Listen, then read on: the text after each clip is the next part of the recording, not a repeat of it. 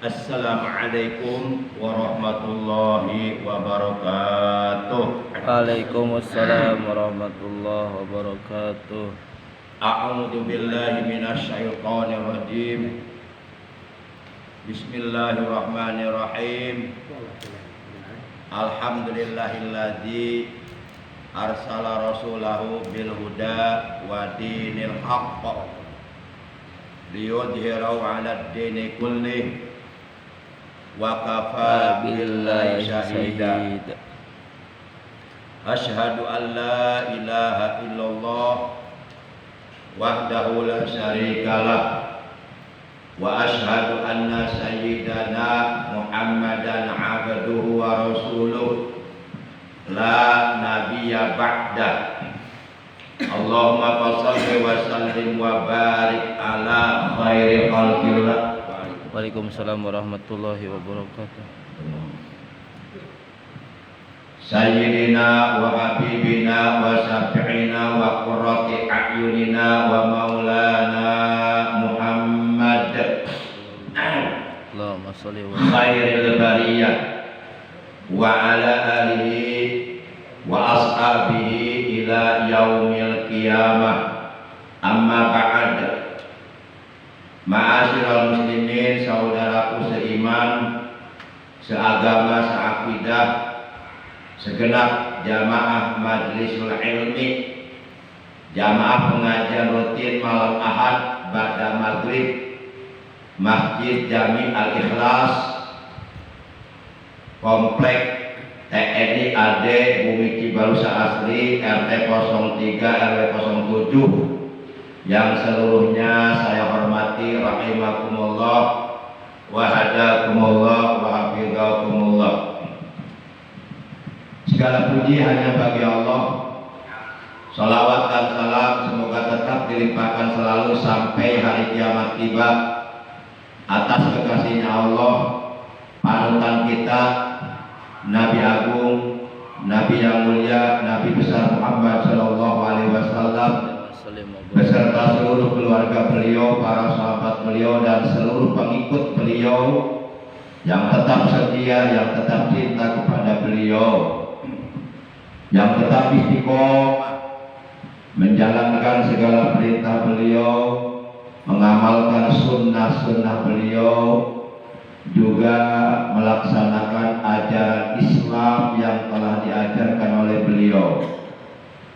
Semoga kelak di hari kiamat, di mana pada hari itu seluruh umat manusia yang sedang dikumpulkan oleh Allah di padang mahsyar untuk dihisab, mereka semuanya pasti sangat amat membutuhkan syafaat dari beliau. Semoga kita dan keluarga kita, juga saudara-saudara kita semuanya memperoleh syafaat ulama dari beliau. Amin ya Allah ya rabbal alamin. Ma'asyiral muslimin rahimakumullah wa hadakumullah. Sebagaimana biasa, kita awali pengajian rutin kita dengan pembacaan Ummul Kitab Suratul Fatihah dan dengan pembacaan sholawat atas kekasihnya Allah. Pahalanya dari kedua bacaan tersebut yang akan kita baca, kita niatkan dalam hati kita masing-masing, kita hadiahkan untuk seluruh ahli kubur, keluarga kita yang sampai saat ini mereka masih sedang berada di alam kubur sampai datangnya hari kiamat. Semoga mereka selama berada di alam kubur selalu berada dalam kasih sayang Allah, selalu berada dalam rahmatnya Allah, diselamatkan dari azab kubur, mendapatkan berbagai macam nikmat kubur, alam kuburnya diluaskan, dilapangkan, diterangkan, dijadikan taman dari taman-taman surga oleh Allah. Dan kita doakan pula anak cucu kita, ponakan-ponakan kita yang sedang dalam keadaan menuntut ilmu agama, baik di pondok pesantren ataupun di lembaga-lembaga pendidikan Islam yang lainnya. Semoga mereka oleh Allah dikaruniai umur yang panjang yang barokah, selalu disehatkan zahir batinnya, dicerdaskan oleh Allah akal pikirannya, dibaguskan akhlaknya, dijadikan anak-anak yang soleh dan solehah, kemudian diberikan kemudahan kelancaran dalam menuntut ilmu agama, tidak ada gangguan apapun, dan dijadikan orang-orang yang berguna, bermanfaat, terutama bagi agama dan umat. Yang sedang sakit kita doakan, semoga yang sedang sakit oleh Allah lekas disembuhkan dari sakitnya dan diberikan kesehatan yang barokah, yaitu kesehatan yang selalu digunakannya untuk beribadah, untuk beramal soleh, untuk berbuat baik. Bitilganiyatil Fatihah. A'udzu billahi minasyaitonir rajim. Bismillahirrahmanirrahim. Alhamdulillahirabbil alamin. Arrahmanir rahim. Maliki yaumiddin. Iyyaka na'budu wa iyyaka nasta'in. Ihdinas siratal mustaqim. Siratal ladzina an'amta 'alaihim ghairil maghdubi 'alaihim waladdallin. Rabbighfir lana wa liwalidayna. Amin.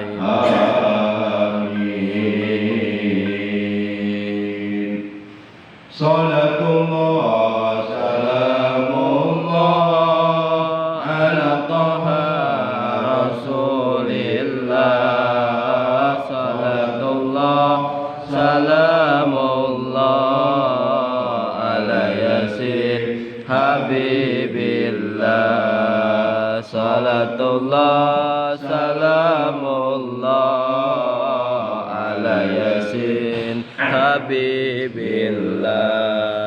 Tawassalna bismillah wa bil hadi rasulillah.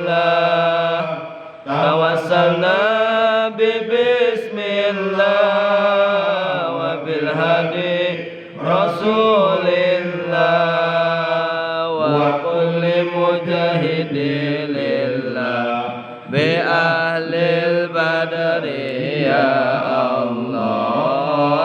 Salatullah salamullah ala taha rasulillah. Salatullah salamullah ala yasin habibillah. Salatullah salamullah ala yasin habibillah.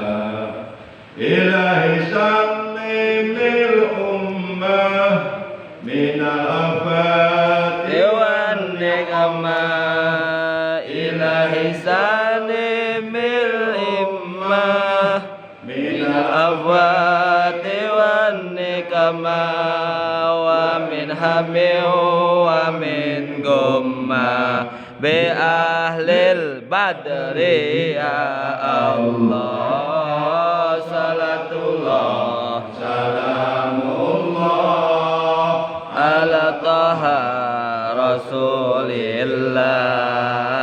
Salatullah salamullah ala yasin habibillah.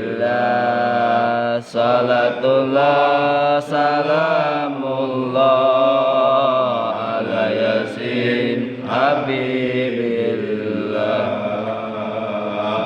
Allahumma sholli wa sallim wa barik alaihi wa ala alihi wa sahbihi. Ma'asyiral muslimin rahimakumullah wa hadakumullah wa hafizakumullah.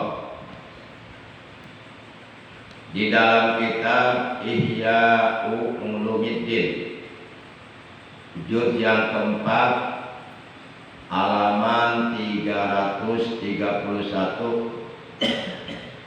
terdapat sebuah keterangan. Qala Ibnul Mubarak rahimahullahu ta'ala wa nafa'ana bi ulumihi fid dharain. Taksil ilaha wa anta tudhiru hubba. Hada mu'alun bil qiyasi badi'. Lau kana hubbuka shadiqan la ataqtahu fa inna innal muhibba liman yuhibbu muti'un. Artinya Allah telah bertutur kata atau telah berkata sopo Ibnul Mubarak rahimahullah ta'ala wa nafa'ana bi ulumihi fid dawaini, seorang ulama yang bernama Ibnul Mubarak. Kata beliau, taksil ilaha wa anta tudhiru hubbah. Engkau memaksiati Allah padahal engkau mengakui cinta kepadanya. Secara logika hal ini sangatlah aneh. Ngaku cinta kepada Allah tapi berbuat maksiat kepada Allah. Ngaku cinta kepada Allah tapi berbuat durhaka kepada Allah, memaksiati Allah. Ngaku cinta kepada Allah tapi meninggalkan perintah-perintah Allah, terutama perintah-perintah Allah yang hukumnya wajib. Ngaku cinta kepada Allah tapi berani berbuat dosa yang dilarang oleh Allah. Engkau mengaku cinta kepada Allah tapi engkau memaksiati Allah. Haja muhalun fil qiyasi badi'. Hal ini sangatlah aneh. Kok ngaku cinta tapi berbuat durhaka kepada yang dicintainya? Ini kan aneh. Seharusnya kalau kita ngaku cinta kepada seseorang, tidak mengecewakan orang yang kita cintai. Idealnya seperti itu. Demikian pula kalau kita mengaku cinta kepada Allah, seharusnya kita patuh, tunduk, taat menjalankan perintah Allah, menjauhi larangan Allah. Kalau benar-benar ngaku cinta kepada Allah. Maka ketika ada orang mengaku dirinya cinta kepada Allah tapi memaksiati Allah, berbuat durhaka kepada Allah, itu pengakuan cintanya bohong, hanya sebatas di lisan. Karena cinta itu perlu dibuktikan. Bukti cinta kita kepada Allah adalah mentaati, menjalankan segala perintahnya dan menjauhi larangannya. Siapapun ketika mampu mentaati, menjalankan segala perintah Allah dan menjauhi segala larangan Allah, berarti ia telah mampu membuktikan kecintaannya kepada Allah. Lau kana hubbuka shadiqan la ta'tahu. Jikalau cintamu kepada Tuhanmu, jikalau cintamu kepada Allah benar, jujur, tidak bohong, la ata'tahu, tentu engkau akan mentaati perintahnya. Fa innal muhibba lima yuhibbu muti'un. Karena sesungguhnya orang yang mencintai selalu taat kepada yang dicintai. Nurut. Para jamaah yang dimuliakan oleh Allah Subhanahu wa ta'ala.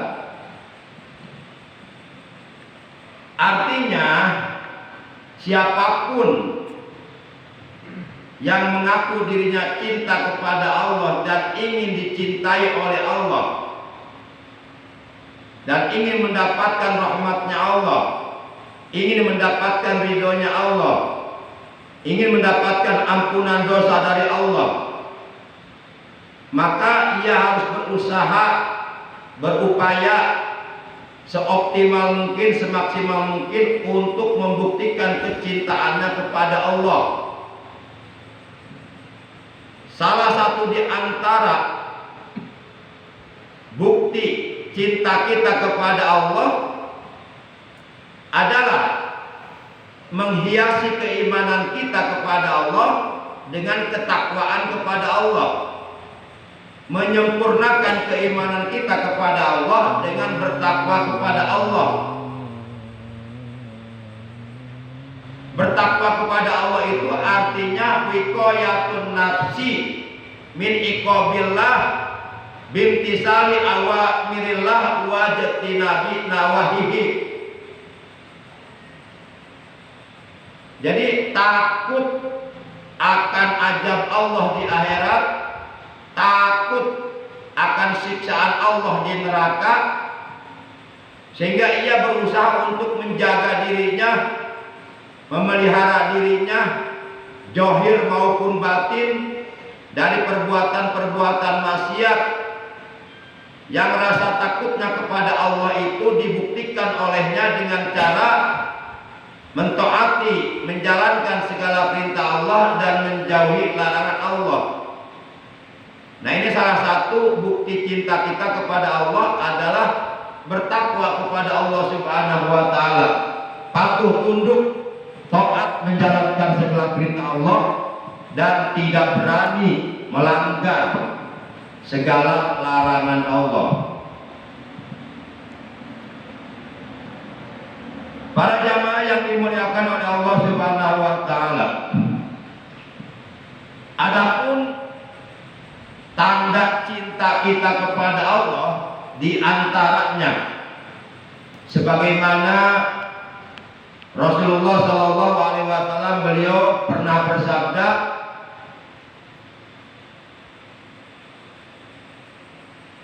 al-hubbu billah, hubbu dzikrillah.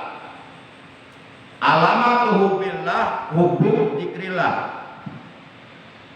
Alamatnya atau tandanya atau cirinya cinta kepada Allah adalah, kata beliau, hubbu dzikrillah. Banyak berzikir kepada Allah, banyak menyebut nama Allah, banyak mengingat Allah. Sebagaimana halnya kita dulu waktu jatuh cinta kepada seorang perempuan. Tentu ketika kita saat itu jatuh cinta kepada seorang perempuan, tentu yang selalu kita ingat perempuan itu, yang selalu kita sebut nama-nama perempuan itu, nama perempuan tersebut diingat-ingat, disebut-sebut, bahkan dibayang-bayang, bahkan sampai nggak bisa tidur. Mau tidur ingat kamu, mau makan ingat kamu, mau BO ingat kamu, mau apapun selalu ingat kamu, karena sedang kasmaran, sedang jatuh cinta kepada seorang perempuan yang dicintainya. Tentu demikian pula kalau kita cinta kepada Allah, pasti banyak mengingat Allah, banyak berzikir kepada Allah, banyak menyebut nama Allah, dan patuh tunduk menjalankan perintah-perintah Allah dan menjauhi larangan-larangan Allah. Yang kedua, kita harus berusaha, berupaya seoptimal mungkin, semaksimal mungkin untuk membuktikan kecintaan kita dengan cara melaksanakan atau mentaati atau menjalankan semua yang datang dari orang yang dicintai oleh Allah. Mentaati, melaksanakan semua yang datang dari orang yang sudah mendapatkan kecintaan Allah. Mentaati, menjalankan semua yang datang dari utusannya yang telah diutus oleh Allah ke alam dunia.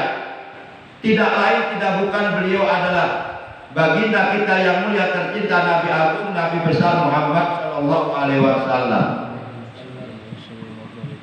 Karena dengan mentaati Rasulullah, samalah artinya kita mentaati Allah. Kenapa?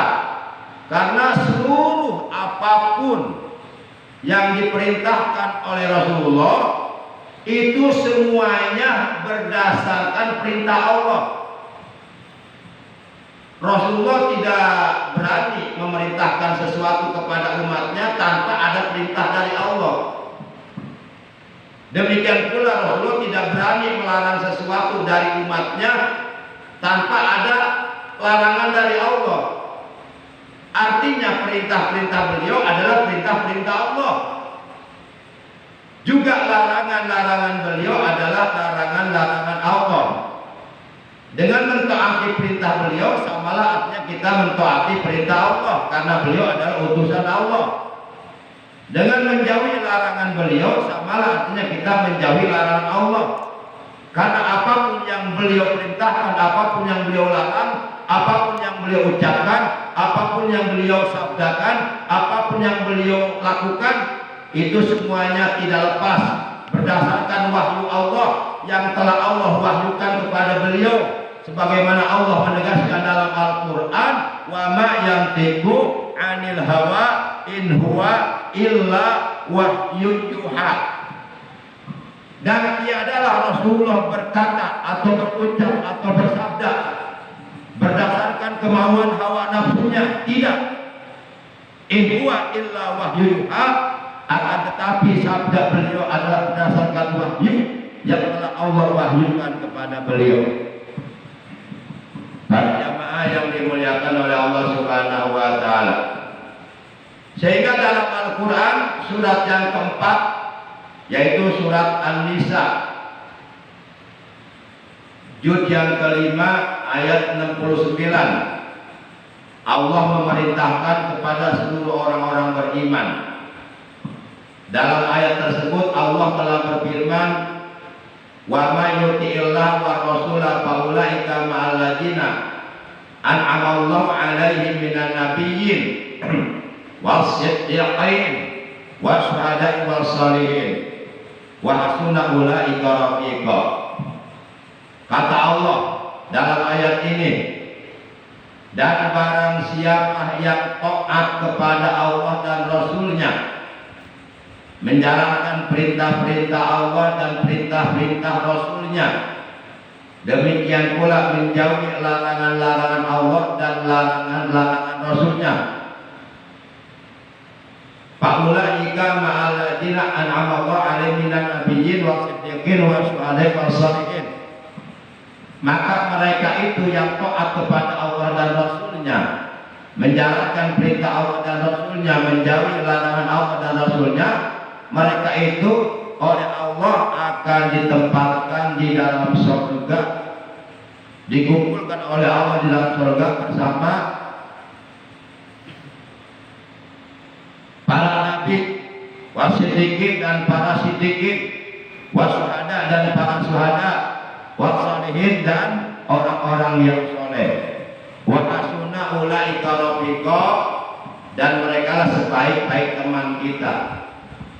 Jadi siapapun yang ingin oleh Allah di alam akhirat nanti ditempatkan di surganya Allah yang penuh dengan berbagai macam kenikmatan-kenikmatan yang sempurna, tiada tara, tiada banding, kenikmatan-kenikmatan yang nikmatnya sama sekali tidak bisa dibayangkan, kenikmatan-kenikmatan di surga yang telah disediakan oleh Allah bagi hamba-hambanya yang beriman dan bertakwa.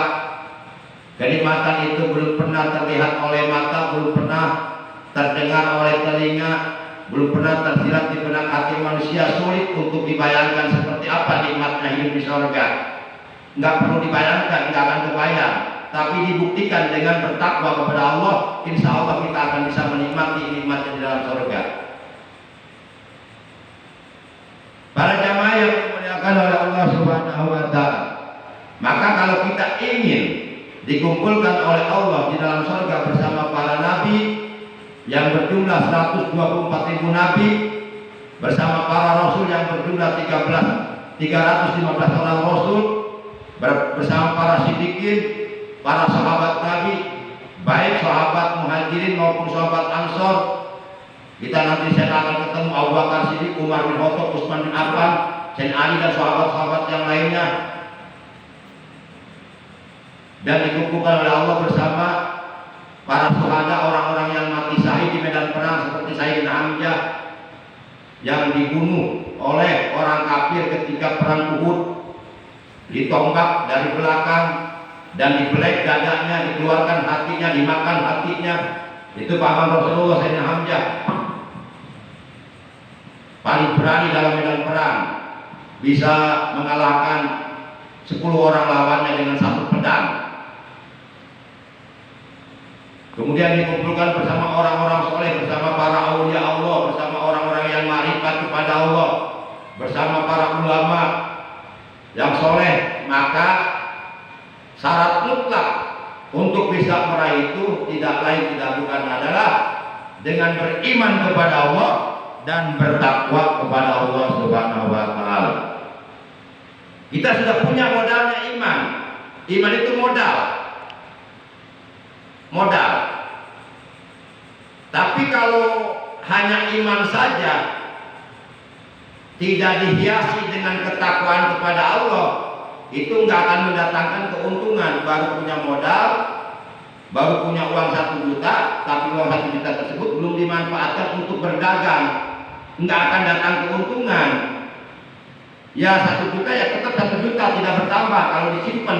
Tapi kalau dikelola 1 juta, baik melalui perdagangan atau bisnis yang lainnya, insya Allah akan datang keuntungan. Demikian pula hanya iman kita, kalau modalnya hanya iman tanpa beramal soleh, tanpa bertakwa, ya nggak ada keuntungan.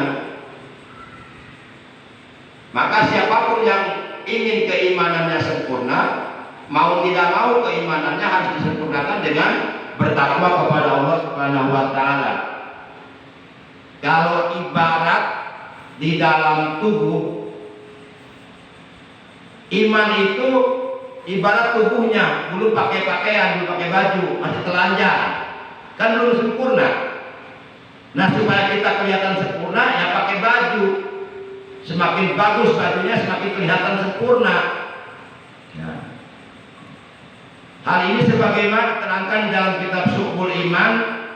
Rasulullah SAW beliau telah bersabda, al-iman uryanun wa libasut taqwa. Iman itu uryan. Uryan itu artinya telanjang. Wa libasuhu, pakaian iman, at-taqwa, yaitu takwa. Jadi iman itu telanjang, sedangkan pakaian iman adalah bertakwa kepada Allah. Yuk kita sempurnakan keimanan kita dengan bertakwa kepada Allah, menjalankan perintah-perintah Allah, menjauhi larangan-larangan Allah.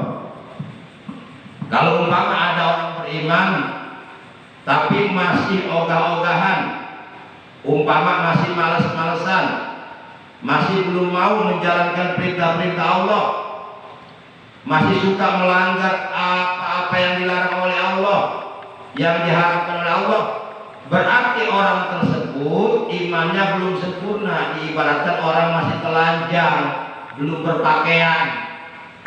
Berarti orang tersebut keimanannya belum ada bukti.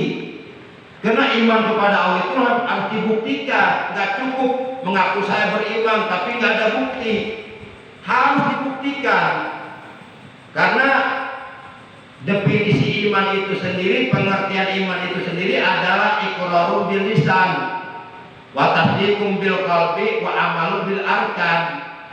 Iman itu diikrarkan dengan lisan, yaitu 2 kalimat syahadat. Lisan kita mengucapkan 2 kalimat syahadat, asyhadu an la ilaha illallah wa asyhadu anna muhammadar rasulullah. Nah, ketika siapapun manusia sudah berikrar, lisannya mengucapkan 2 kalimat syahadat, dia sudah bisa dikatakan sebagai orang beriman. Tapi keimanannya belum ada bukti, belum sempurna. Enggak cukup hanya mengucapkan 2 kalimat syahadat dengan lisan.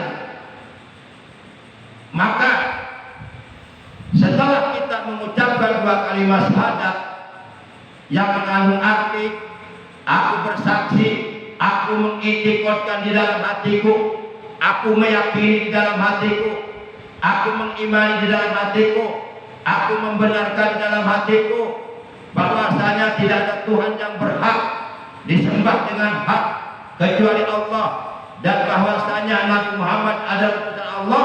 Nah, setelah dua kalimat syahadat itu diucapkan oleh manusia, maka manusia yang telah mengucapkan dua kalimat syahadat wajib hatinya membenarkan, mentasdiqkan terhadap makna yang terkandung dalam ucapan dua kalimat syahadat. Ini kan termasuk rukun syahadat. Jadi yang kedua, hati kita harus membenarkan terhadap makna yang terkandung dalam ucapan dua kalimat syahadat. Enggak cukup diucapkan sementara hatinya mengingkari terhadap makna dari ucapan dua kalimat syahadat. Itu namanya munafik. Lisannya mengatakan kami beriman, tapi hatinya ingkar kepada Allah. Itu namanya munafik.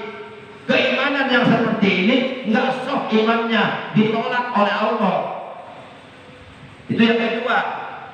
Yang ketiga, setelah mengucapkan dua kalimat syahadat dengan lisan, itu namanya iqrarul lisan. Dan membenarkan di dalam hati terhadap makna yang terkandung dalam ucapan dua kalimat syahadat. Yang ketiga, wa amalu bil arkan, dibuktikan dengan perbuatan, dibuktikan dengan seluruh anggota badan kita, dari mulai kedua mata, kedua telinga, lisan, hidung, kedua tangan, perut, semuanya sampai kedua kaki, membuktikan keimanan kita kepada Allah, bahwa tidak ada Tuhan selain Allah. Dibuktikan dengan beribadah hanya kepada Allah, dengan menjalankan perintah-perintah Allah, menjauhi larangan Allah, dengan memohon pertolongan hanya kepada Allah, karena sudah ikrar tidak ada Tuhan selain Allah. Dibuktikan dengan perbuatan. Nah, itu syarat iman harus begitu. Jadi nggak cukup diucapkan dengan lisan tanpa membenarkan di dalam hati terhadap makna yang terkandung dalam ucapan dua kalimat syahadat. Juga nggak cukup hanya dengan membenarkan hati kita terhadap makna yang terkandung dalam ucapan dua kalimat syahadat, tanpa membuktikan dengan anggota badan. Yuk buktikan keimanan kita kepada Allah dengan bersujud di hadapan Allah sehari semalam 5 waktu. Itu bukti keimanan kita. Makanya khawatir kalau ada orang aku iman tapi meninggalkan sholat waktu. Itu khawatir meninggal dunianya dalam keadaan sudah tidak beriman. Imannya sudah lepas, sudah keluar. Dia hanya sebatas ngaku Islam, tapi keislamannya ditolak oleh Allah. Karena ada keterangannya, la yahrusullah ta'ala liman taraka sholat. Allah subhanahu wa ta'ala tidak akan memelihara, tidak akan menjaga keislaman seseorang yang meninggalkan sholat. Jadi kalau kita meninggalkan sholat, itu kita sama dengan orang yang sedang meruntuhkan agama kita. Karena sholat itu tiang agama. Rasulullah menegaskan dalam hadisnya, as-sholatu imaduddin, paman aqomaha faqad aqomaddin, wa man tarokaha faqad hadamaddin. Sholat itu tiangnya agama. Maka barang siapa yang mendirikan sholat sehari semalam 5 waktu, subuh, zuhur, asar, maghrib, isya, termasuk di dalamnya kewajiban sholat Jumat setiap hari Jumat, faqad aqomaddin, maka sungguh ia telah menegakkan agamanya bagi dirinya. Dan barang siapa yang berani meninggalkan kewajiban sholat, maka sungguh ia telah meruntuhkan agamanya bagi dirinya. Diruntuh agamanya, hancur agamanya, rusak agamanya dengan meninggalkan sholat. Bahkan kalau kita lihat keterangan di dalam kitab Fathul Mu'in yang dikarang oleh seorang ulama besar yang berakidah Ahlus Sunnah wal Jamaah dan mazhab Imam Syafi'i, yaitu Al-Faqih Al-Alim Al-Allamah Syekh Zainuddin bin Abdul Aziz Al-Malibari. Bahkan diterangkan, man barang siapa taraka yang meninggalkan as-sholata akan kewajiban sholat, jaminan karena menentang wujubah akan kewajibannya, para yuksalu, maka orang tersebut jangan dimandiin jenazahnya kalau mati, wala yusolat, dan jangan pula jenazahnya disolatkan alaihi atasnya. Jadi kalau ada orang Islam ngaku saja, ngakunya Islam, hanya ngaku doang, tapi nggak ada bukti keislamannya karena ia meninggalkan sholat. Jadi bukti keislaman kita yang paling otentik, yang paling akurat, yang paling kuat adalah sholat. Itu bukti keislaman kita. Makanya dalam rukun Islam susunannya setelah syahadat apa? Sholat. Nggak zakat, sholat dulu. Sholat di bawah ini bukti keislaman kita yang paling kuat. Kalau sholatnya ditinggalkan, berarti kita kehilangan bukti di hadapan Allah nanti. Jangan dianggap remeh sholat waktu ini. Jangan dianggap remeh. Kalau umpama ada orang Islam menganggap remeh terhadap kewajiban sholat, itu bisa murtad. Dan itu menunjukkan kebodohannya dalam agama, nggak paham agama. Orang kalau paham agama nggak mungkin meremehkan sholat, nggak mungkin. Takut. Karena kalau kita meremehkan sholat, sadar nggak sadar, diakui dan ataupun tidak diakui, hakikatnya kita meremehkan kepada yang memerintahkan sholat. Siapa? Allah. Karena sholat perintah Allah, bukan perintah presiden, bukan. Perintah Allah langsung lagi. Nabi Muhammad dipanggil dalam cerita Isra Mi'raj, nggak melalui malaikat Jibril, nggak melalui wahyu. Karena menunjukkan perintah itu sangat penting, langsung yang akan menerimanya dipanggil. Itu menunjukkan perintah penting. Para jamaah yang dimuliakan oleh Allah Subhanahu wa Ta'ala. Jadi kalau ada orang aku Islam tapi dengan secara sengaja tanpa adanya udzur syar'i, tanpa adanya alasan yang bisa dibenarkan oleh hukum agama atau yang bisa ditolerir oleh hukum agama, secara sengaja ia berani meninggalkan kewajiban sholat 5 waktu dan hatinya ingkar terhadap perintah sholat, hatinya menolak, mengingkari kewajiban sholat. Itu kalau matinya kafir menurut keterangan. Walaupun 1000 kali, bahkan 1 juta kali, 1 miliar kali, 1 triliun kali dia ngaku Islam, bahkan punya KTP 5, agama Islam semua. KTP itu bukan bukti. Kita nanti menghadap Allah nggak bawa KTP, enggak, bawa sholat kita. Ya Allah saya Islam, KTP-nya enggak, KTP udah hancur dalam kubur. Kita mati aja dalam kubur nggak bawa KTP, karena malaikat nggak nanya KTP. Bukti kita sholat. Para jamaah, itu matinya kafir. Kalau orang Islam secara sengaja meninggalkan kewajiban sholat yang telah diwajibkan oleh Allah, dan dia meninggalkan sholatnya karena hatinya ingkar, menentang, menolak terhadap kewajiban sholat. Itu menurut pendapat jumhur para ulama fuqaha, mereka sepakat orang itu matinya kafir, bukan Islam lagi. Oleh karena matinya kafir menurut agama, maka haram disolatkan jenazahnya, haram dimandiin. Kalau kita menyolatkan, sama kita menyolatkan orang kafir, nggak boleh. Kita diperintahkan menyolatkan jenazah kalau jenazahnya benar-benar Islam, kalau jenazahnya benar-benar beriman. Lah kita nggak mau dikasih uang 1 miliar untuk menyolatkan orang kafir, nggak mau, karena haram. Jadi dalam hal meninggalkan sholat 5 waktu, orang Islam terbagi 2. Golongan pertama, ada orang-orang Islam meninggalkan sholat hanya karena malas, hanya karena lebih mengutamakan urusan dunia, hanya karena terlena dengan kesenangan dunia, itu malas mengerjakan sholat, tidak menganggap penting terhadap sholat, dia malas sehingga meremehkannya. Tapi tetap dia hatinya mengakui sholat itu wajib. Nah ini kalau mati nggak sampai kafir, cuma dia akan dibakar di neraka sakor. Kata malaikat, masalah kamu di sakor? Apa yang menyebabkan kamu dibakar oleh Allah di dalam neraka Sakor. Mereka jujur mengakui, mereka menjawab, mereka menjawab, lam naku minal musholin. Dulu ketika kami hidup di alam dunia tidak termasuk golongan orang-orang yang mendirikan sholat. Kami suka meninggalkan sholat hanya karena malas atau hanya karena mementingkan urusan dunia sampai sholat ditinggalkan.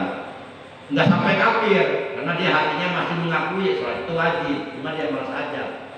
Tapi dia disiksa di neraka Sakor, dibakar. Sampai kapan? Ya sesuai dengan dosa meninggalkan sholat, berapa tahun. Sedangkan di neraka itu satu hari akan terasa seperti 1000 tahun di dunia, lama, perasaan lama itu. Nah kalau umpama kita meninggalkan sholat satu waktu, dibakarnya di neraka 500 tahun, ya tinggal dihitung 500 tahun kali 1000 tahun, berapa lama? Itu untuk satu waktu. Nggak percaya, bukti aja nanti sana deh. Karena saya bisa ngomong begini berdasarkan hasil mutolaah saya di kitab-kitab, di hadis-hadis Nabi. Begitu. Yang kedua, ada orang-orang Islam meninggalkan sholat karena memang dia hatinya ingkar, menolak, menentang terhadap perintah sholat. Nah orang seperti ini kalau mati, matinya kafir. Kata siapa? Menurut hukum agama dihukumi kafir matinya. Bukan kata siapa-siapa. Ini kesepakatan seluruh pendapat para ulama berdasarkan Quran dan hadis. Nah mudah-mudahan kita, anak-anak kita, cucu-cucu kita, keturunan kita semuanya oleh Allah dijadikan orang-orang yang ahli mendirikan sholat, yang suka menjaga kewajiban sholat di waktu.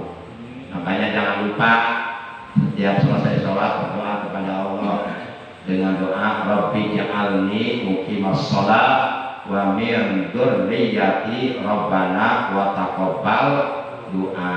Ya Allah, jadikanlah aku dan keturunanku, anak cucuku, orang-orang yang mendirikan sholat. Itu doa ada dalam Quran. Tapi kalau doa ini dibaca oleh imam dan diamini oleh para makmum, jangan Rabbi ja'alni.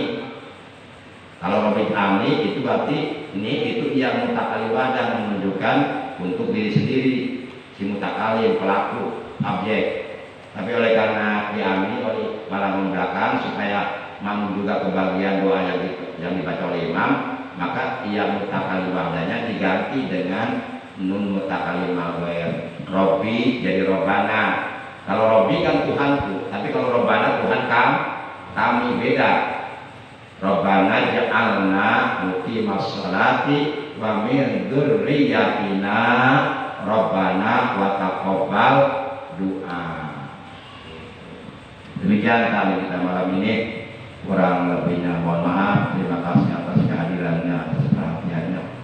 Mudah-mudahan dari awal hingga akhir yang disampaikan oleh Al-Fakir, oleh Allah dijadikan ilmu yang bermanfaat, ilmu yang barokah, ilmu yang disertai hidayah, ilmu yang dapat mengantarkan kita untuk bisa menjadi hamba-hamba Allah yang baik di hadapan Allah Subhanahu wa taala. Amin ya Allah ya rabbal alamin. Akhirnya mari kita tutup pengajian kita dengan ucapan hamdalah. Alhamdulillahirabbil alamin. Subhanallahumma wa bihamdika asyhadu an la ilaha illa anta wahdaka la syarika laka astaghfiruka wa atubu ilaik. Rabbana ja'alna muqimas shalah wa min dzurriyyatina rabbana wa taqabbal du'a. Allahumma barik lana fi kulli ma a'taitana. Rabbana atina fid dunya hasanah wa fil akhirati hasanah wa qina adzabannar. Wa sallallahu ala sayyidina Muhammadin wa ala alihi wa sahbihi wa sallam. Walhamdulillahi rabbil alamin. Terima kasih. Ada Allah wa ajmain.